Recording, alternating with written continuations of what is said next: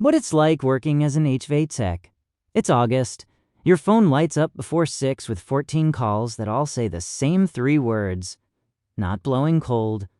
You already know how the day ends. In an attic.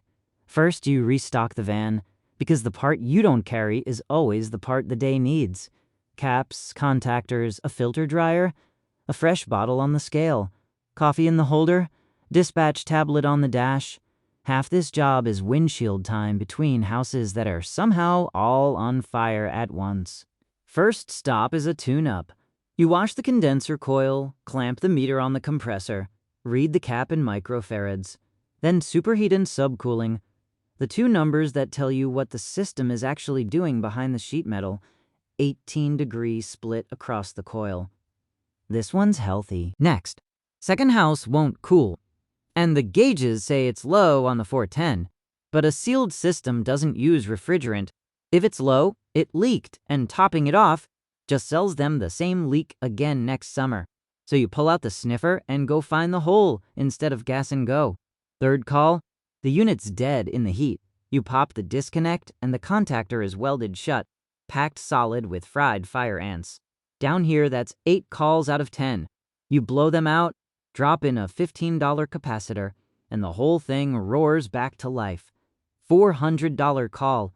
You don't charge for the part. You charge for knowing it was the part.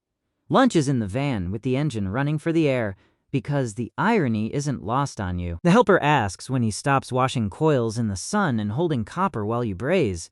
You tell him.